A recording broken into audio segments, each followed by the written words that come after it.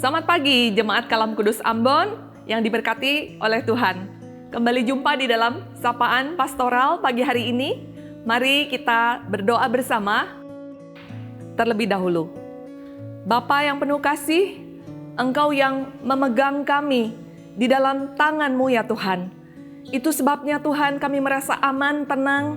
Kami mau bersyukur untuk pagi hari ini. Terima kasih untuk hari yang baru yang Tuhan anugerahkan. Tuhan, kami mengangkat hati kami siap untuk mendengarkan dan merenungkan firman Tuhan.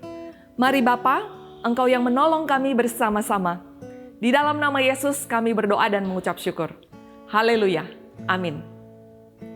Jemaat, ada sebuah pepatah di dalam bahasa Mandarin yang berbunyi demikian. Bai Bing Cong Kou Ru, Bai Huo Cong Kou Cu.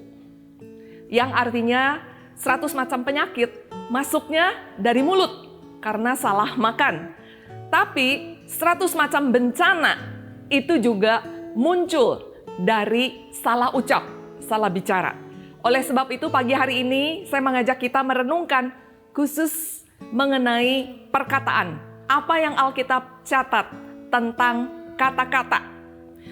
Amsal 15 ayat 1 bagian B mengatakan, perkataan yang pedas membangkitkan marah.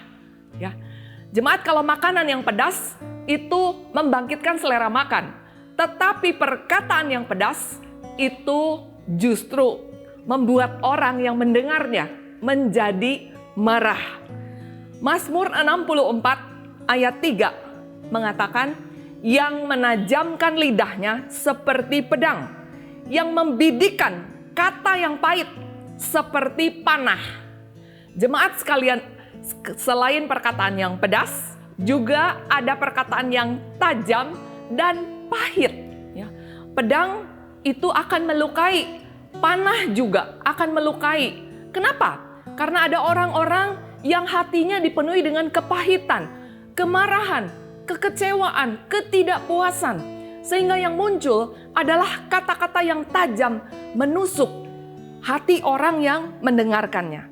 Tetapi Amsal 16 ayat 24 mengatakan, ada perkataan yang menyenangkan seperti sarang madu, manis bagi hati dan obat bagi tulang-tulang.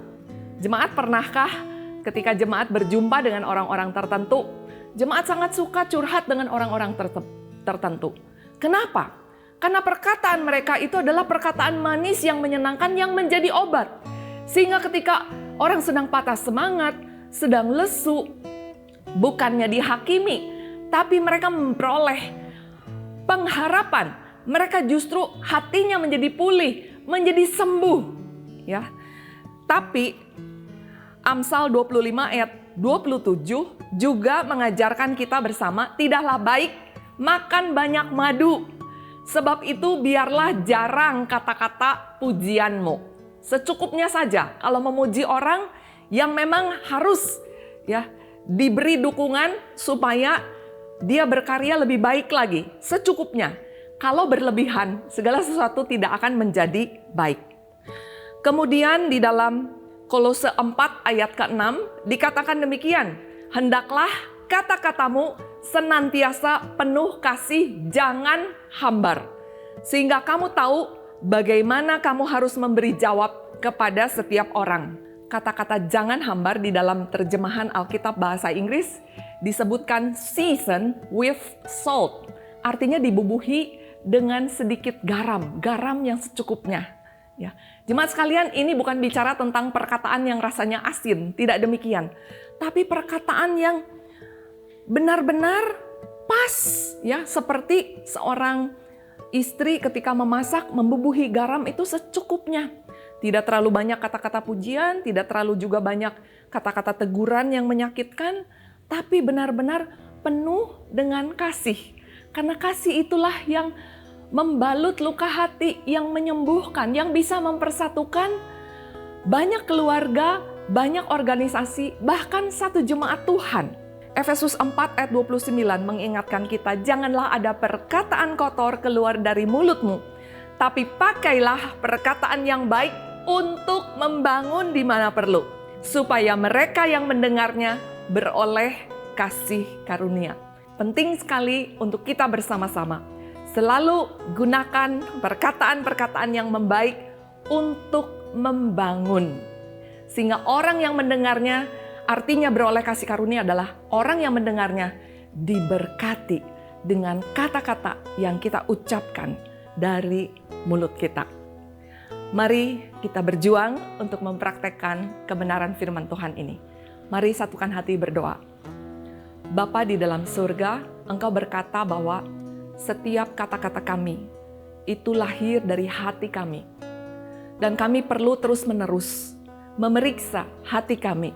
Apakah hati kami masih tetap dipenuhi dengan kepahitan, dengan kemarahan, ketidakpuasan?